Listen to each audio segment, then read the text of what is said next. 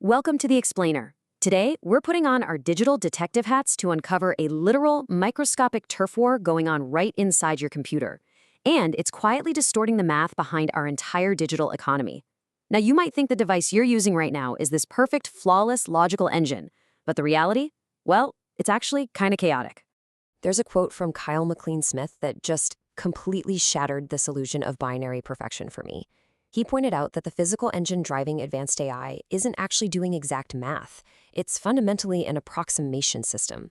So deep down, at the bare metal level, your machine is constantly making highly educated guesses just to keep up. So, how does this actually work? We're going to break this down, starting with the grand computational illusion, and then dive deep into Zeno's trap and the FPU wall. From there, we'll meet the FPU gambler, unpack observer debt and mathematical drift, look at the irreversible wood chipper effect, and finally discover a solution in the exact ALU surveyor. Let's kick things off with that grand computational illusion and really shatter this myth of perfect machine math once and for all. We've all just kind of assumed that computers are flawless, right? Like 1 + 1 is always going to equal exactly 2. But when we look at the wildly complex continuous math required for modern AI, that assumption is just a massive illusion hiding a really terrifying reality. Get this. An astounding 80 to 90% of modern AI compute cycles are actually just hardware-level approximations, not exact math. Approximations. When massive language models do their heavy lifting, they're fundamentally just guessing the nearest answer. They absolutely are not executing absolute ground truth reality. Which leads us directly into Zeno's trap, the FPU wall, and the whole problem of chasing infinite truths with strictly finite memory. You see, there's a huge mismatch between our physical universe and our computing hardware. The physical universe operates on continuous math. Think continuous rational numbers. We're trying to calculate the square root of a number, which has an infinite string of decimals. But microchips, they only have a finite amount of fixed memory. It's literally Zeno's paradox playing out in silicon. Just like the ancient Greek concept where a runner can infinitely halve the distance to the finish line but never actually cross it, our systems are trapped. They're in this perpetual chase for absolute precision that they physically cannot win. In physics, we call this finite observer theory. Now, in this context, an observer isn't, a human in a lab coat making notes. It's any informational agent, like a microscopic component inside your computer, whose ability to track a physical system is strictly limited by its own finite memory constraints. It can only hold so much. And when an observer's algorithmic resources get completely overwhelmed by these massive, endless streams of continuous data, it literally hits a wall. To cope with that mind-boggling volume, the system is physically forced to irreversibly erase information. It has to collapse a perfect, infinitely complex reality into a lossy, compressed state, just to survive the sheer data load without crashing. And that brings us to the specific microscopic component doing all this guessing, the FPU gambler, our lossy observer.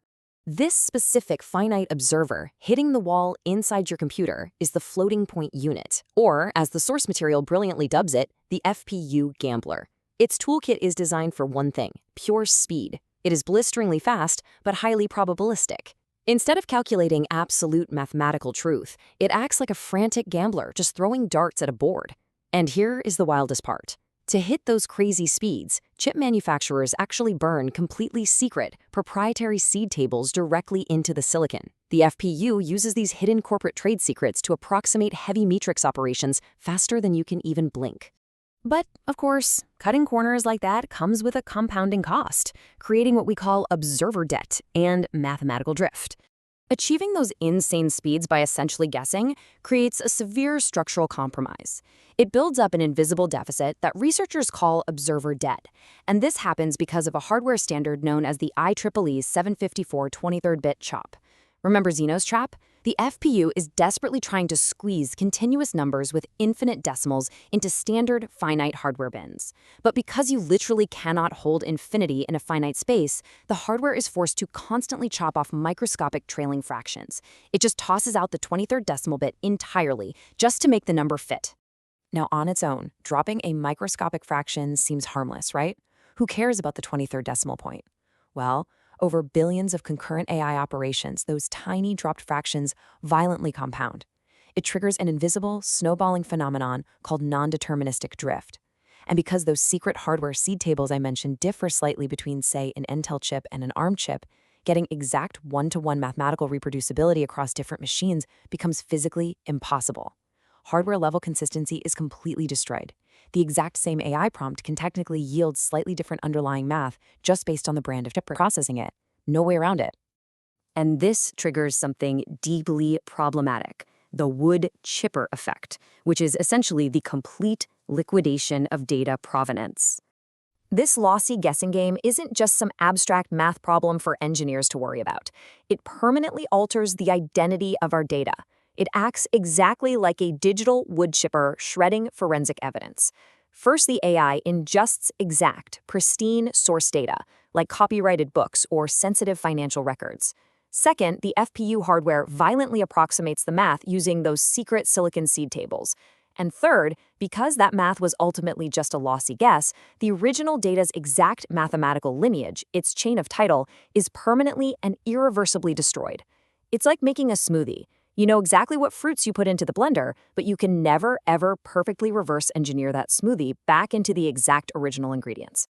But there is a solution. Let's look at the exact ALU surveyor, our deterministic antidote to the FPU wall. Thankfully, we really don't have to settle for the gambler's sloppy guesses.